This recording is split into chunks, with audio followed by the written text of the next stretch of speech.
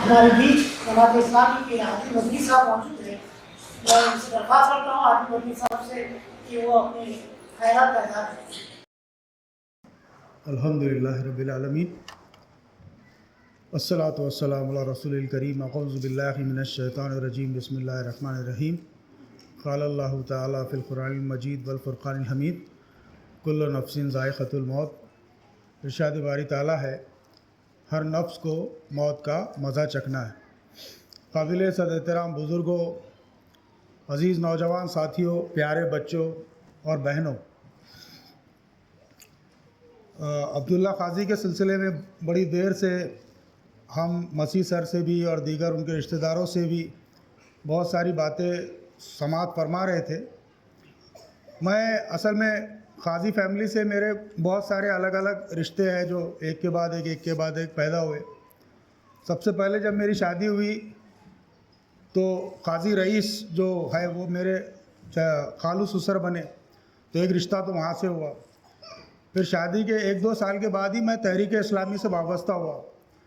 तो जब 3-4 रिश्ते और बने, बहन नूरुन्निसा क़ाज़ी का फ़ोन आया, मुझे अच्छी तरह याद है। वो फ़ाहशी और उरियानियत पर गर्ल्स इस्लामिक ऑर्गेनाइजेशन की मुहिम थी, तो उस वक्त मुझे फ़ोन आया। तो हमारी बीवी से मुझे पता चला कि ये अब हमारे तरफ से रिश्तेदार है बोले। उस वक्त वो पोस्टर वगैरह के सिलसिले में उनका फ़ोन आया था। अब्दुल्ला से तो ख़ुद मेरी जमात से वाबस्तगी और शादी के पहले से अब्दुल्ला से एक अलग दोस्ताना था। और उसके बाद फिर लीगल सेल बना जमात का, मैं खिदमत खल कमेटी इसी हाल में क़याम हुआ था, तो एडवोकेट एस क़ाज़ी साहब हमारे लीगल सेल के ज़िम्मेदार बने। जमात ने एक लीगल सेल बनाया था।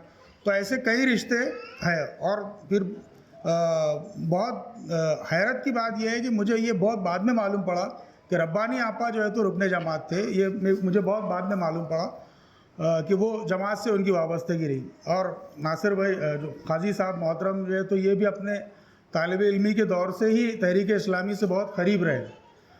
मैं असल में अब्दुल्ला के सिलसिले में चंद बातें करने से पहले मैं एक अच्छी बात ये करूँगा कि अक्सर लोगों की जो ताज़ियती नशिस्तें होती है, तो उन ताज़ियती नशिस्तों में फैमिली के मेंबर्स के अलावा जो सबसे करीब रहता मेंबर फैमिली का ही रहता, उसको अच्छी तरह जानना है। अक्सर मैंने ताज़ियती नशिस्तें अटेंड की है बड़े बड़े लोगों की, तो मेंबर्स उनके घर के मेंबर्स में बोलने का करेज ही नहीं रहता। लेकिन आज हमने देखा कि छोटी बच्चियाँ, उनकी बहनें सब जो है उसमें से कुछ घरेलू होंगी, कुछ तहरीक इस्लामी से वाबस्ता थी तो बोल्ड है।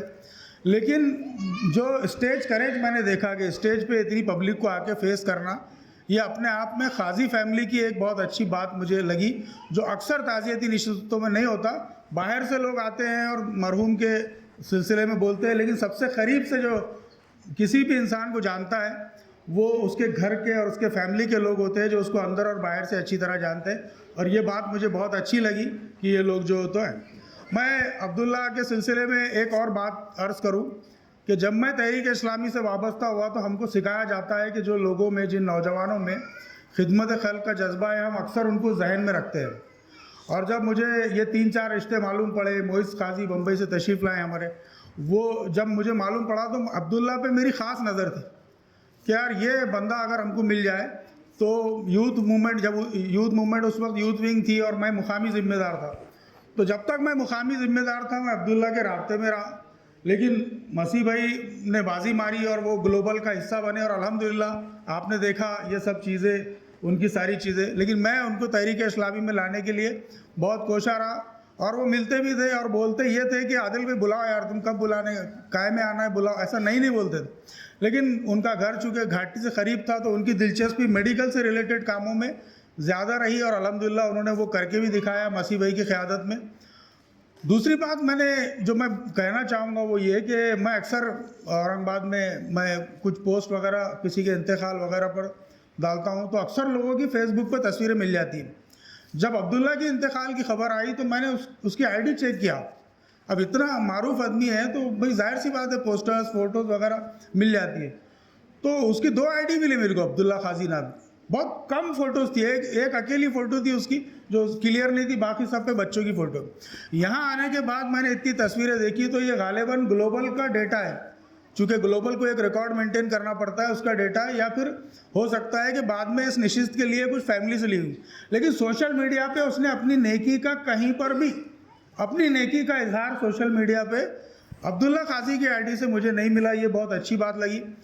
और सबसे अहम बात ये कि अभी मतलब अब्दुल्ला का जब इंतकाल की खबर मिली तो उससे 8 दिन पहले मैं और ज़मीर भाई जो हमारे ग्लोबल के वसीम के बड़े भाई है, हम किसी काम से घाटी गए हुए थे। अब मुझे भूख लगी और चाय की भी तलब हुई, घाटी में बहुत देर हो गई थी। तो मैं सोचा कि भाई हम पंचक्की के पास कुछ रिफ़्रेशमेंट ले लेंगे, चाय वाय ले लेंगे। हम वहाँ गए तो हमने चाय वाय पी और वो होटल वाला कोई पहचान का था नहीं। तो मैं बिल देने के लिए जैसे ही बढ़ा तो उसने लेने से इनकार कर दिया। मैं बोला भाई क्यों, क्या कुछ रिश्तेदारी याद आ गई क्या हो? तो उसने ये किया कि उधर इशारा किया कोने में। अब मैं देख रहा कि भाई क्यों पैसे नहीं ले रहे।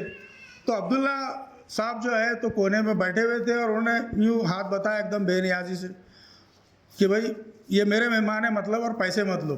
तो ये मेरी अब्दुल्ला से गालिबन आखिरी मुलाकात थी। अब्दुल्ला को देखने के बाद ऐसा लगता था कि एंग्री यंग मैन का लुक जो अब्दुल्ला को देखते थे ना, तो एक मुदब्बिर चेहरा, रुआबदार चेहरा, कि अगर उसके सामने कोई गलती से भी कुछ गलत बात कर दी जाए तो अभी डांट पड़ेगा। लेकिन उसकी हंसती हुई तस्वीरें हमने देखी हैं उसके पुरतकल्लुफ़ दोस्तों के अंदर, और उसका मिजाज इतना नरम था, दोस्तों के साथ उसका मिलना जुलना, मरीज़ों की जो चीज़ें थी, ये उसके सिर्फ वो जो लुक है उसका, ये उन्हीं लोगों को मालूम है जो उसको करीब से जानते थे। तो ये चंद बातें अब्दुल्ला के हवाले से थी। मैं सिर्फ आखिर में ये बात कहूँगा कि ताज़ियती नशिस्तें उसका एक मकसद तो ये होता है कि मरहूम के सिलसिले में उसकी जो अच्छी यादें हैं उसको ताज़ा किया जाए, उसके लिए दुआए मग़फ़िरत की जाए। लेकिन अब हमारी जो ज़िंदगी बची है, अब हमको जो 40-50 साल अब हमको मिले हैं, ये अब्दुल्ला के जैसे हमको गुजार के जाना है, अब्दुल्ला के जैसे खिदमत खल्क़ के काम करके जाना है, और हम अपनी इस बची हुई ज़िंदगी को किस तरह अल्लाह की रज़ा के लिए गुजार सकते हैं, इसके ताल्लुक़ से भी ताज़ियती नशिस्तों में इज़हार ख़याल होना चाहिए। इसलिए मैं आपसे आखिर में सिर्फ ये बात कह के अपनी गुफ्तगू को समेटता हूँ कि अब इस मुल्क के अंदर आप देखिए कि जिस किस्म के हालात हैं और जिस तरफ ये मुल्क जा रहा है, तो अब मिल्लत इस्लामिया को बहुत तेज़ी के साथ अपने नसबुल ऐन, अपने मकसद को, अपने ज़िंदगी के वजूद के मकसद को समझने की ज़रूरत है और एक बाशऊर ज़िंदगी गुजारने की ज़रूरत है, जिसके लिए हमको कुरान से करीब होना पड़ेगा, रसूलुल्लाह सल्लल्लाहु अलैहि वसल्लम की सीरत से करीब होना पड़ेगा, और फिर हमको अपने लिए, मिल्लत के लिए इस मुल्क में एक अच्छा लाए अमल तैयार करके पॉजिटिवली काम करना पड़ेगा। नेगेटिवली काम करने के लिए आपको बहुत लोग आएंगे। अब देखिए कि ये जो लोग काम कर रहे थे कोविड में, ये जिस तरह कोविड में खाने बांट रहे थे, क्या इसके ज़रिए दावत नहीं पहुंची होगी? कई गैर मुस्लिम कैंसर हॉस्पिटल में जब ये खिचड़ी की चीज़ें बांटते हैं या खाना बांटते हैं, तकसीम करते हैं, तो ये दाढ़ी में जो हमारे मसीह सिद्दीकी साहब है, मुसलमान है, तो ये एक मैसेज देते हैं इस अमल के ज़रिए। ये जो नौजवान एक मैसेज देते हैं कि भाई मिल्लत इस्लामिया ऐसी है। तो इस तरह की आज ये चंद नौजवान हैं, लेकिन कई नौजवान हैं हमारे औरंगाबाद में जो इस तरह के कामों से गाफिल है। आप देखिए कि ये दावत का बेहतरीन ज़रिया है जो ये लोग अंजाम दे रहे हैं, अब्दुल्ला भाई, ज़फ़र पटेल साहब, वसीम वगैरह, और इस काम को आगे बढ़ाने की ज़रूरत। आप चाहे तो अपने तौर पे करें, अगर आपके नहीं अंडरस्टैंडिंग या कुछ, लेकिन आप अपने तौर पे कीजिए। लेकिन इस मुल्क के अंदर हमको अपने अंजना ओम कश्यप को झूठा साबित करना होगा। हमको जो अपने जो दलाल मीडिया है उसके एंकरों को झूठा साबित करना होगा अपने अमल के ज़रिए, अपने कामों के ज़रिए। जब हम काम करेंगे तो वो एक गैर मुस्लिम, एक रश्मि और एक रमेश घर पे जाकर जब घर पे पहुंचेगा और वो टीवी देखेगा तो वो कहेगा कि ये रूबी का लियाकत झूठी है। मैंने अभी देखा कि मसीह सिद्दीकी के जैसे नौजवान, अब्दुल्ला के जैसे नौजवान पानी पिला रहे थे, खाने बांट रहे थे, मरीजों को खून दे रहे थे।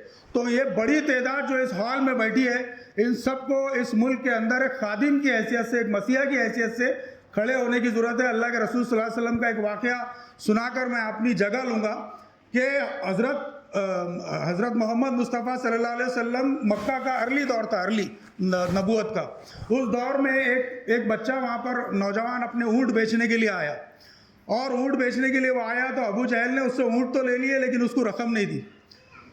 तो वो परेशान होकर कुरैश के लोगों के पास गया कि साहब मुझे इंसाफ दिलाइए।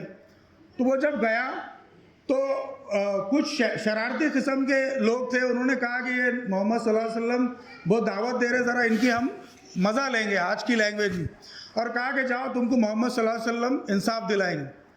तो वो नौजवान बेचारा अल्लाह के रसूल सल्लल्लाहु अलैहि वसल्लम के पास गया और इन्होंने एक मुखबिर लगा दिया कि जब अबू जहल अल्लाह के रसूल की बेइज्जती करेगा तो हमको पूरी खबर आके सुनाना, क्योंकि अबू जहल एक पावरफुल आदमी था। वो नौजवान जब अल्लाह के रसूल सल्लल्लाहु अलैहि वसल्लम के पास गया और उसने कहा कि साहब मुझे मेरे ऊँटों की रकम चाहिए, मुझे इंसाफ दिलाइए। अल्लाह के रसूल सल्लल्लाहु अलैहि वसल्लम ने यह बहाना नहीं किया कि बेटे अभी हिजरत होने दे, अभी मेरे हाथ में इस्लामी हुकूमत आने दे, ये बहाना नहीं किया, अभी हमारी हुकूमत नहीं है, ऐसा बहाना नहीं किया। उन्होंने उस नौजवान का हाथ पकड़ा और हाथ पकड़कर अबू जहल के दरवाजे पे गए और कहा कि इसका जो हक़ है, इसका जो पैसा है, इसको लौटा दो। अबू जहल अंदर गया और उसने वो रकम लाकर दे दी। तो वो लोग जो इंतज़ार में बैठे थे कि अल्लाह के रसूल सल्लल्लाहु अलैहि वसल्लम की बेइज्जती होने वाली है, तो वो परेशान हो गए और उन्होंने कहा कि क्या अबू जहल तू मोहम्मद के दीन पे तो नहीं चला गया?